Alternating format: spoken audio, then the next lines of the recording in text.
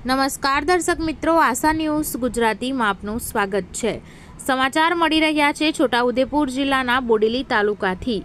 છોટાઉદેપુર જિલ્લામાં ગેરકાયદેસર રેતી ખનન રોકવામાં ખનિજ વિભાગ નિષ્ફળ।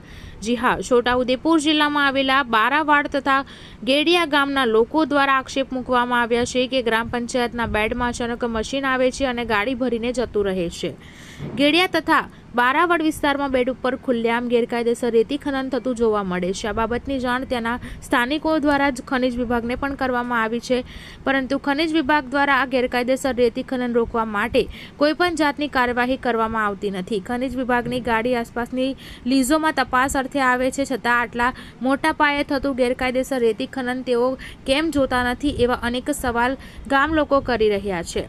અને એવું પણ જાણવા મળ્યું છે કે આ ગેરકાયદેસર કામ આસપાસની લીજોવાળા પણ નથી કરી રહ્યા, તો પછી કોણ કરે છે? જેથી કરીને ગામ લોકો પોતે જ આ ગેરકાયદેસર રેતી ખનન રોકવા માટે ભેગા થયા હતા, છતાં પણ એ ગેરકાયદેસર ખનન કરનારાઓને થોડીક વાર આવી ગાડીઓ ભરી જતા રહે છે। જેથી કરીને સ્થાનિક ખેડૂતોની માંગ ઉઠી છે કે ખનિજ વિભાગ દ્વારા વહેલી તકે આ ગેરકાયદેસર રેતી ખનન બંધ કરવામાં આવે, નહીં તો ત્યાંના ખેડૂતો દ્વારા ઉગ્ર વિરોધ કરવામાં આવશે, જેની પૂરેપૂરી જવાબદારી ખનિજ વિભાગની રહેશે તેવું જણાવ્યું હતું।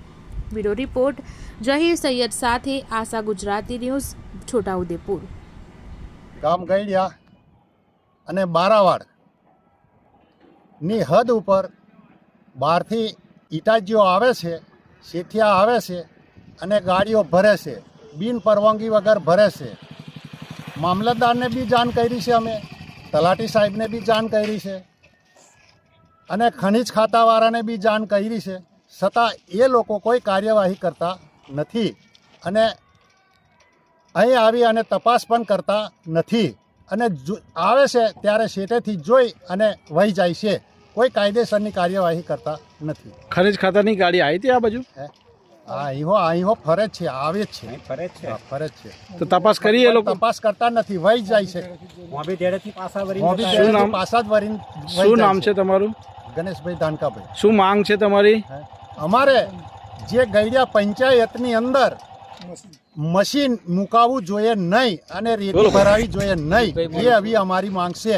અમે ખેડૂતના દીકરા છીએ, અત્યારે અમારો માલ મરી જાય છે, પાણી ચાલતું નથી, રાત્રે આવે ને તો કોઈ બી ટાઈમ, એટલા લીધે અમારે આ લીજો બંધ કરવી જોઈએ। જતા રહે છે, તો એની કોઈ ખનિજ અધિકારીને એવી વિનંતી છે કે એ લોકો કોઈ આની ઇન્ક્વાયરી હાથ ધરે અને અમને ન્યાય આપે। કયા ગામમાં થાય છે આ? બારાવાડ ગામમાં।